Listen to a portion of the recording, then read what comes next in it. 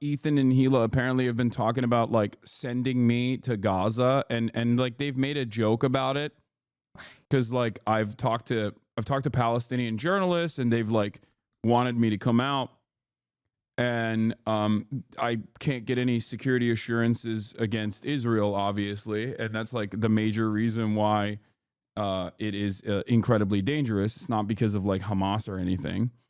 And these guys still like make a joke about it. And I think that joke plays a very nefarious purpose of making it seem as though I think in their minds, they're just basically saying like, oh, you're too much of a pussy or whatever. But the underlying hidden premise there is that like Gaza actually is totally safe from Israeli bombings. And I don't like that. I don't like that because it's like basically a thinly veiled threat almost, where it comes across like a fucking pager joke. You know what I mean? It's not a war zone, it's a genocide. It's very different. Okay? You can go to a war zone. It's like almost like an individually crafted, like, I hope your pager goes off type joke. They know what they're doing. It's also funny when they dick ride Israel so hard, but they're also like, yeah, go ahead, Hasan, see what happens. Yeah, that's what Israel, yeah, exactly.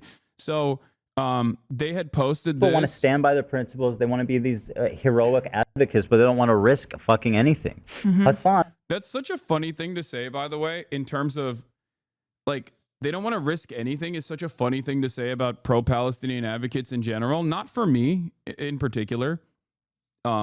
Also, you know, any material financial loss, deplatforming, threats from the federal government is nothing in comparison to like the existence of the average Palestinian in Gaza.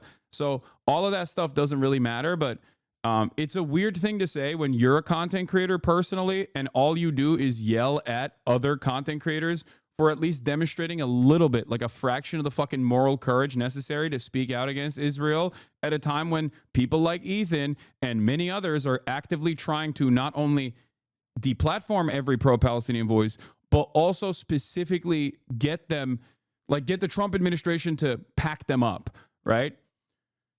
So yeah, like what are you doing? You've done nothing. All you've done is spend every waking moment just shitting on pro-Palestinian voices. Like that's your advocacy. That's where your advocacy ends, and that's where your advocacy begins. But it's crazy that he just like that part aside. It's just genuinely crazy that he's just like, why doesn't he just go to Gaza? Oh, it's because he's afraid of Hamas. It's like, no, dude, I'm afraid of the fucking apartheid regime that you're defending that has literally fucking killed like 70 plus journalists in 2024 alone. Yeah, that's what I'm afraid of. And then they'll turn around and be like, well, other people have gone to Israel. It's like, yeah, exactly. I know. Patrick Beverly talked about how he was going to the fucking beaches in Tel Aviv as Israel was pummeling Gaza. That's what happens when you're an apartheid state that is doing settler colonialism, that's engaging in a genocide. The in-group doesn't get harmed. Yeah, no shit. Like, Sex Pestany going to fucking Israel is not the same. He went with Eilon Levy, the Israeli spokesperson, the former Israeli spokesperson. You think the conditions are the same?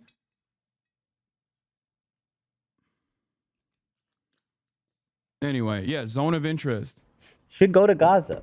And if he doesn't, he should be severely judged by his audience for being a total fucking coward. I mean, it's part of why I judge him. He doesn't know shit about that conflict. He's never been to Gaza, never been to Israel. He doesn't know shit about it. No, he doesn't. He does not. Yeah. These people said Yoav Gallant was a good guy, by the way, like a couple months ago, and then had to apologize in deep shame because everybody was like, what the fuck do you mean? He's literally a war criminal. Defense Minister Yoav Gallant, who famously said, all of the Palestinians, like, we're shutting off their food, their electricity, and their water because we're fighting beasts. That was a week into the Israeli genocide. Yeah. Not. But he talks like with such authority. Oh my God. You would think. Yeah. I mean, this is also this is also a ridiculous assessment to make because not only is it an ongoing issue, not only is it an ongoing conflict, but I have had people who have survived it. I have genocide survivors on this stream. And I also talk to journalists who are literally directly in the crosshairs on a daily basis that inform my perspective. So not only is it wrong on that front, it's also entirely stupid as an argument to make. It's like, okay, I know about the Holocaust. I didn't fucking visit. I didn't see it with my own two eyes, but I learned about it. I read about it. You know what I mean? Like, what a ridiculous statement. I know about the apartheid in South Africa. I wasn't alive when it was happening. Same with World War II, but it doesn't matter. You know, you can inform your perspective by reading and learning. And especially as it pertains to like ongoing genocide, ongoing conflicts in general, yeah, you can still get a pretty solid assessment on the situation, on the morality of it, on the ongoing conflict in general by, you know, talking to people that are there, journalists that are there, relying on NGOs that are constantly documenting these atrocities. I think he's been there like 5 times since October 7th. You sound like someone that needs to talk to Sam Cedar. Yeah, Sam Cedar, another one I'm ready to burn. They got smoke for Sam too? God damn. Anyway, I hadn't even seen that last part of this video. I said, God damn, these people are fucking unbearable. It's so strange that this audience thinks it's a fucking meme to go to Gaza. Are they not remotely curious as to why Western reporters can't get in? Are they aware of how many journalists Israel has killed? Is this all they do now? Is what I said. And I posted the Reporters Without Borders document on it. Journalists targeted, killed, newsrooms destroyed, internet and electricity cut off. 1 year in Gaza, how Israel orchestrated a media blackout on a region at war. And I also posted my interview with Motaz Azaiza, who is a genocide survivor. Like, this is a man who was a photojournalist from Gaza who escaped Gaza. So I have talked to people that inform my perspective directly. Like, I've hosted them. I've talked to them. I don't know why. Like, what have these people done? Like, it doesn't make any sense. And Motaz saw it, and he quote tweeted it. He said, I remember my conversation with Hasan when he hosted me in his house for an interview. I saw how much he was moved and wanted to learn more from the people who lived the genocide in Gaza. It's, of course, impossible for Hasan and others to enter Gaza because of restrictions from the Israeli occupation. The only way for the world to see and hear the truth is through the eyes of the Palestinians who document the constant Israeli crimes or lived under the occupation. We're all being censored or deplatformed some way. Thank you, Hasan, for refusing to be silenced by ignorant people. I hope one day we can welcome you in Gaza and in a free Palestine.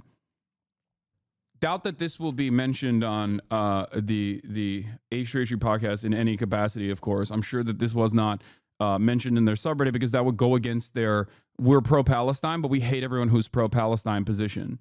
It's so gross. It's so fucking gross that this community still acts like they're pro-Palestinian and pro-Palestine, and they just like do this. This is all they do. Their entire commentary around this thing, around this ongoing genocide, is just like talking shit about people who have something to say.